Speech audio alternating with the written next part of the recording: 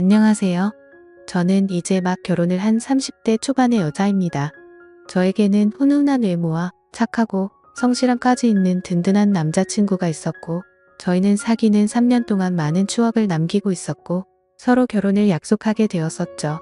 그래서 결혼 날짜를 잡고 상견례까지 준비를 하게 되었습니다. 한 가지 문제가 있다라고 한다면 저에게는 부모님이 계시지 않았어요.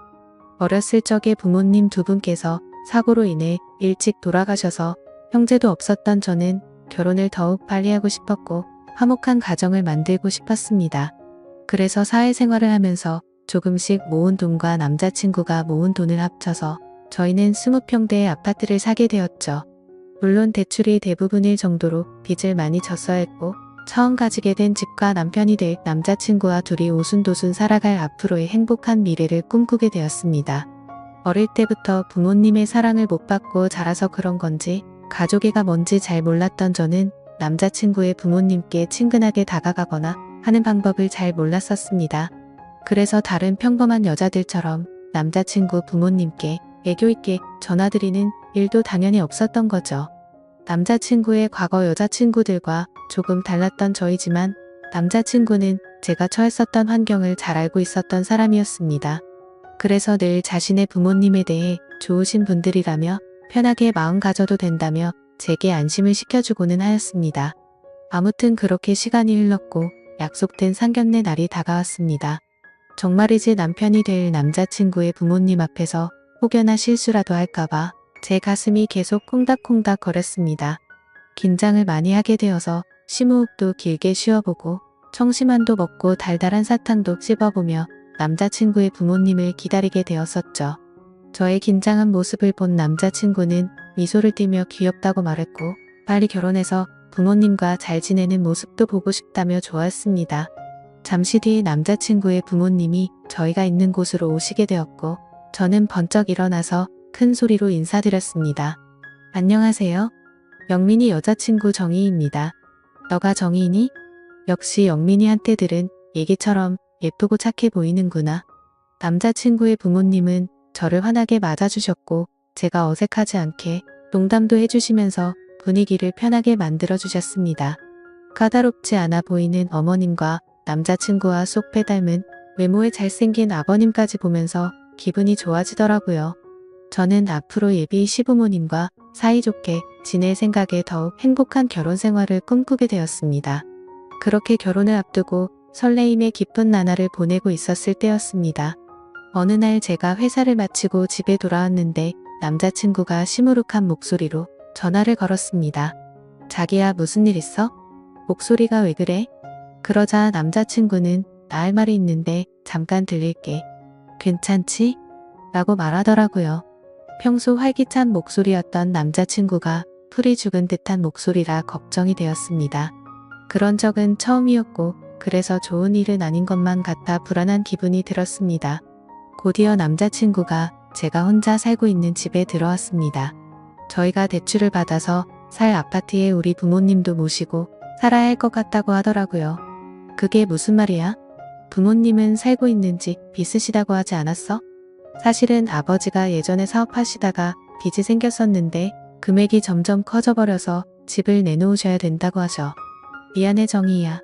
사실 남자친구 목소리를 듣고 이별을 고하는 건 아닐지 너무 걱정했었는데 그건 아니어서 뭐든지 다 괜찮다고 생각이 들더라고요. 하지만 그럼에도 불구하고 솔직한 마음으로는 남자친구의 말을 듣고 당황하긴 했지만 애써 괜찮게 생각하려고 했습니다. 남자친구의 마음도 이해가 가고 시부모님들이 안쓰럽게 느껴지기도 했고 어렸을 때부터 부모님이 일찍 돌아가셔서 부모님의 품이 늘 그리웠던 저였던지라 시부모님과의 동거에 대한 설레임도 생기게 되었습니다. 그래서 대답했죠. 응, 그래, 괜찮아. 시부모님들 좋으신 분들 같고 같이 살다 보면 편해지고 즐거운 날도 많겠지. 그러자 남자친구는 이해해줘서 정말 고맙다면서 최대한 빨리 독립을 할 수 있게 자신이 노력하겠다며 평생 행복하게 해준다고 말하더군요. 그렇게 이후 계절이 바뀌었고 저와 남자친구는 예정대로 결혼식을 올리게 되었습니다. 신혼여행을 다녀오고 시부모님과 함께 살 아파트도 들어가게 되었습니다.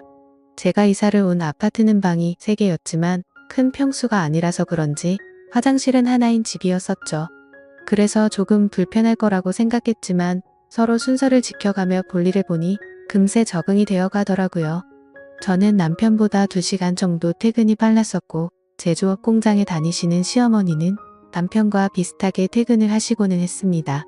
그런데 사업을 하시던 아버님은 그때 당시 사업이 망해서 그랬던 건지 건강이 많이 안 좋아져서 집에만 계신 지 오래된 상태이셨고 어머님만 일을 하고 다니셨던 사실을 제가 알게 되었습니다. 그래서 제가 퇴근을 하고 집에 들어오면 아버님이 거의 집안에 계셨습니다. 그러던 중 하루는 제가 퇴근하고 집에 왔는데 화장실이 너무 급해서 집에 오자마자 화장실로 들어갔었죠. 시원하게 볼일을 보고 밖에 나왔는데 그때 아버님이 방에서 거실로 나오시더라고요. 그래서 뒤늦게 인사를 드렸습니다. 잠시 후 저는 아버님께 저녁 식사를 준비해드리려고 나왔는데 아버님께서도 소파에 나와 계셨습니다. 남편과 시어머니는 밖에서 식사를 하고 오는 일이 잦아서 주로 저와 시아버님 단둘이서만 저녁을 먹는 일이 다반사였습니다. 저는 저녁 준비를 다 하고 머쓱하게 아버님 저녁 준비 다 됐어요라고 말했고 아버님이 오냐고 식탁으로 성큼성큼 오셨습니다. 그런데 자세히 보니 아버님이 러닝 아래에 짧은 바지를 입고 오시더라고요. 저는 민망하고 당혹스러워서 눈을 어디다 둬야 할지 몰라 했습니다. 그런데 그 순간에도 저는 아버님의 상태를 보았는데 운동을 자주 하셔서 그런지 몸도 다부지고 좋으시더라고요. 어색한 기운이 돌기는 했지만 아버님과 저는 아무렇지 않게 식사를 마쳤고 저는 설거지를 하려고 그릇을 집어넣고 있었습니다. 그때 아버님이 정수기에 물을 뜨러 가시면서 제 뒤를 스쳐 지나가셨습니다. 남편과 닮아 얼굴도 잘생기셔서 그런 걸까요? 아버님과 가까워지는 게 저도 모르게 두근두근 거려서 기분이 묘하더라고요. 얼마 전 남편이 말하기를 아버님께서 사업도 하셨었지만 그 핑계로 어머님을 놔두고 여러 여자를 만나고 다니셨다는 말이 문득 생각났습니다.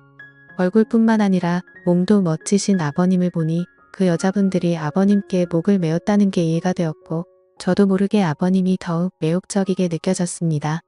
하지만 일부러 그런 게 아니실 텐데 저만 쓸데없는 생각을 하는 것 같아 제 자신을 보며 순간 부끄러운 마음이 들더라고요. 아무튼 그래서 억지로 다른 생각을 하면서 설거지를 하고 있었는데 그때 저의 뒤로 아버님이 오셨습니다. 회사 다녀와서 힘들 텐데 매번 식사에 설거지까지 하느라 힘들겠구나. 오늘은 내가 도와줄게 하고 본인이 설거지를 하신다고 말하셨습니다. 저는 괜찮다 하며 돌아서서 설거지를 하려고 하는데 자꾸 가까워지니까 기분이 묘해졌습니다. 순간 저희 둘은 눈이 마주쳤고 정적이 흐른 후 말도 안 되는 실수를 저지르고야 말았죠. 아버님은 다부진 몸처럼 과격한 남자였습니다.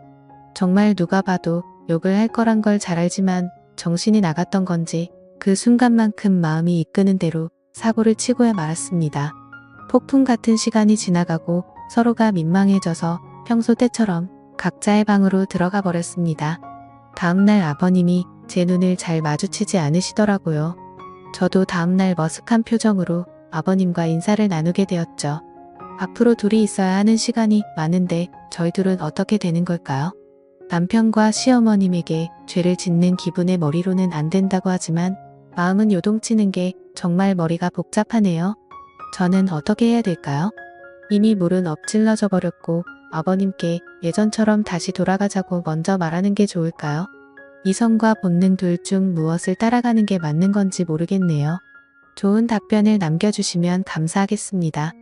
오늘의 사연 여기까지입니다. 지금까지 읽어주신 모든 분들 감사합니다. 모두 행복한 하루 되세요. 감사합니다.